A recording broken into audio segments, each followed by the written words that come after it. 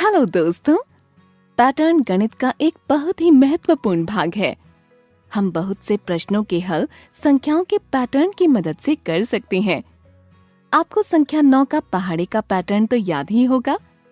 आप पढ़ चुके हैं कि जब संख्याओं के किसी क्रम में कुछ संख्याएं या संख्याओं के समूह एक अंतराल के बाद बार बार आते हैं या फिर किसी सूत्र के आधार पर आगे बढ़ते हैं तो इसे पैटर्न कहते हैं। गणित में जो सबसे पहली चीज हम सीखते हैं यानी कि संख्याओं की गिनती, वह भी एक प्रकार का पैटर्न ही है। आपको याद है ना, आपने पिछली वीडियो में वर्ग संख्याओं के गुणधर्मों के बारे में पढ़ा था। वर्ग संख्याएं भी कई रोचक पैटर्न बनाती हैं। आइए हम इनके कुछ पैटर्न को देखते हैं। इन संख्याओं को देखिए। क्या आपको इन संख्याओं के क्रम में कोई पैटर्न दिखाई दे रहा है? बिल्कुल सही, ये संख्याएं बढ़ते हुए क्रम में हैं। पहली और दूसरी संख्या का अंतर 2 है। दूसरी और तीसरी संख्या का अंतर है 3। तीसरी और चौथी संख्या का अंतर 4 है। ये खास संख्याएं हैं। इन्हें त्रिकोणीय संख्याएं कहा जाता है। जानते हैं क्यों? क्योंकि हम इनके बिंदु पैटर्न को किसी त्रिभुज के रूप में व्यवस्थित कर सकते हैं। क्या आप इनमें कोई और पैटर्न देख पा रहे हैं? चलिए हम इन क्रमागत त्रिकोणीय संख्याओं को जोड़कर देखते हैं।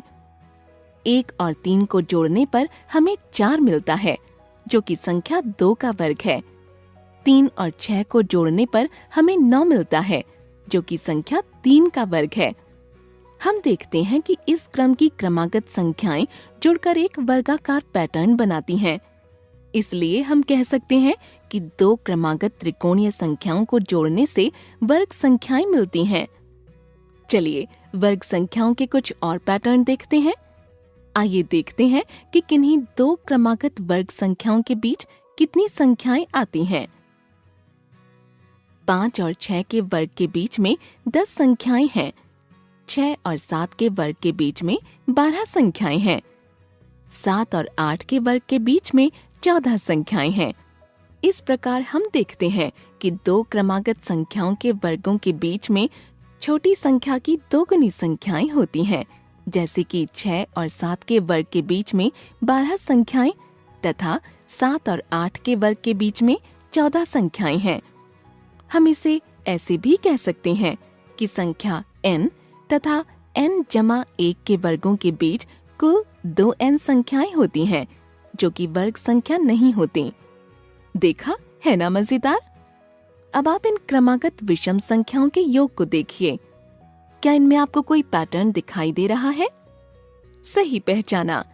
1 से शुरू होने वाली क्रमागत विषम संख्याओं को जोड़ने पर हमें एक वर्ग संख्या प्राप्त हो रही है।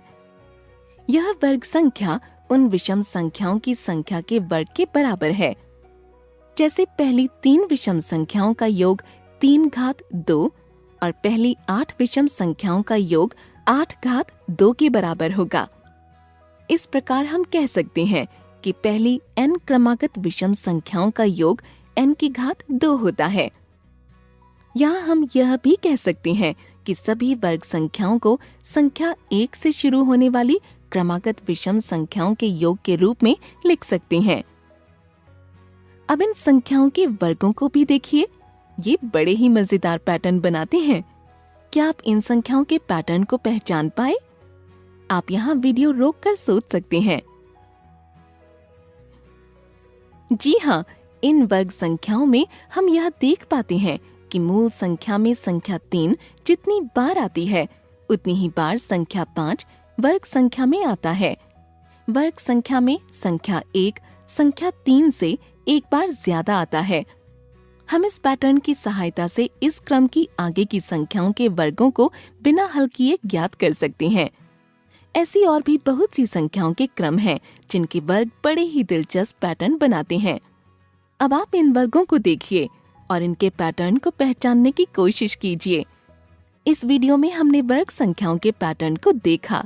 अगले वीडियो में हम इन पैटर्न का उपयोग कर प्रश्नों को हल करना सीखेंगे। धन्यवाद।